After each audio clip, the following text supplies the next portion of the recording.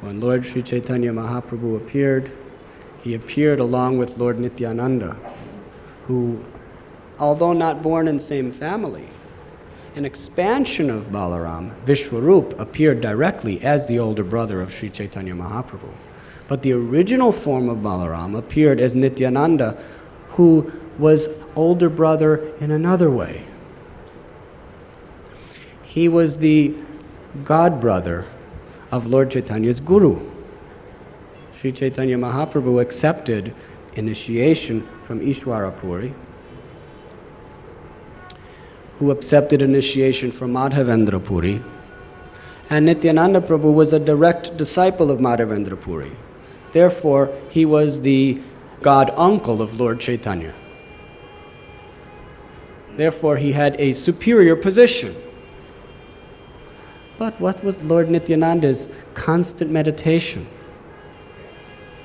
Simply the service of Lord Chaitanya. There was no servant who could equal Lord Nityananda Prabhu, because he had understood the most intimate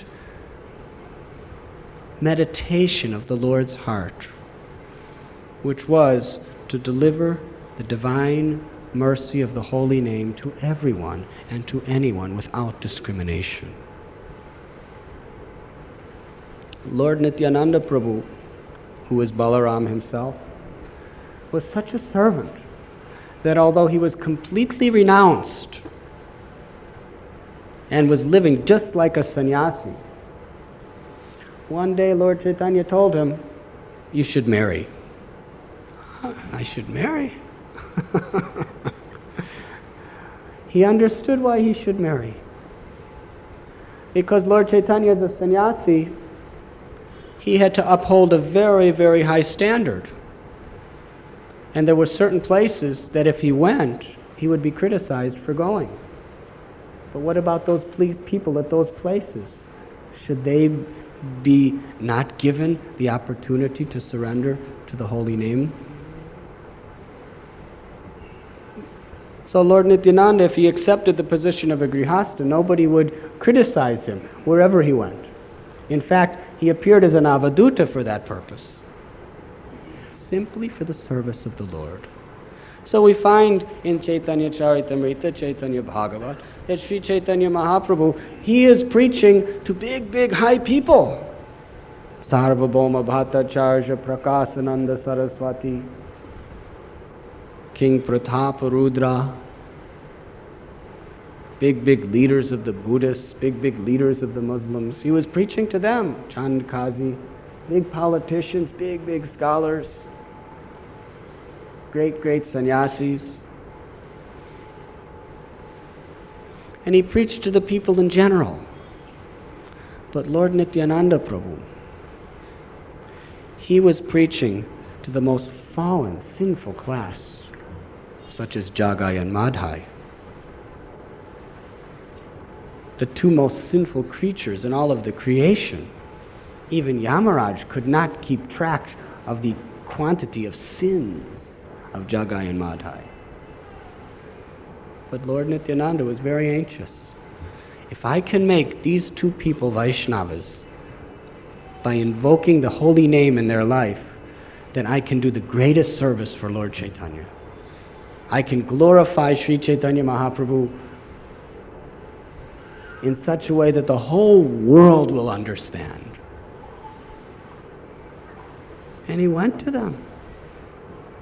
And he was willing to be verbally abused, blasphemed, physically assaulted, and even while standing with his whole body and his whole dress drenched in blood, he didn't care anything but the service of Lord Chaitanya.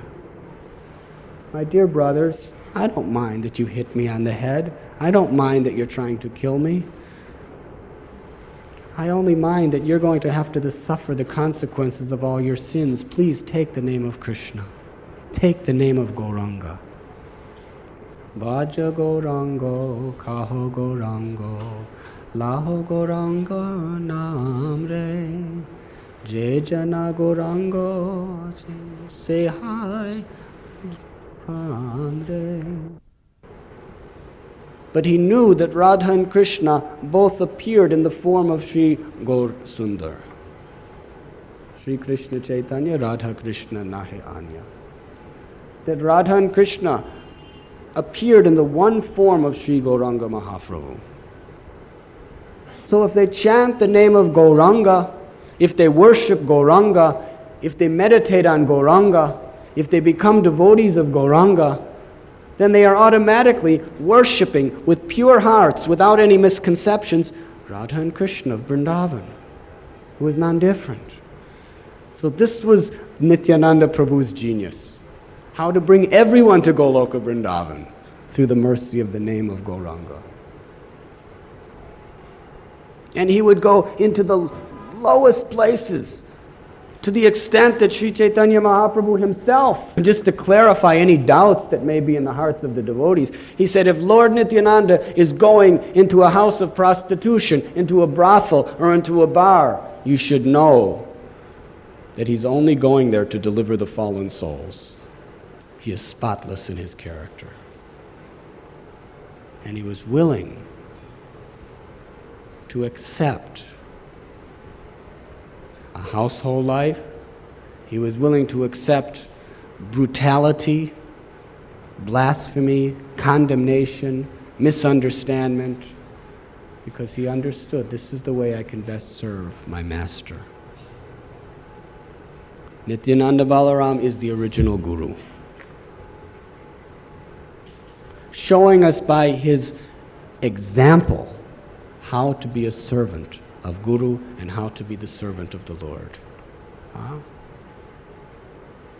To be willing to accept any inconvenience, any humiliation, any pain, even up to death, to serve the mission of our Guru Maharaj, to serve the mission of the Lord. That is the example of Lord Nityananda Prabhu. Because it is said that the best master is simply the one who is the best servant. A master never thinks himself master. A master thinks himself servant. Even God thinks himself servant. Krishna is the supreme enjoyment, but what is that enjoyment? Simply giving enjoyment to his devotees. So therefore, in the spiritual realm of consciousness, everyone is servant, no one is master. But someone takes the position of a master just to serve you by showing you how to serve. That is Lord Balaram Tattva. So, on this day of Sri Balaramji's appearance, this should be our meditation.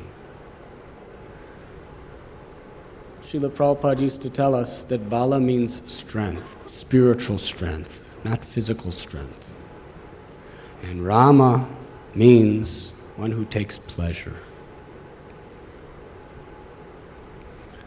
So we should pray to Lord Balaram to give us the strength to overcome the obstacles, the impediments on the spiritual path, and to carry out our service to the Vaishnavas, to the Guru, and to Sri Sri Radha and Krishna.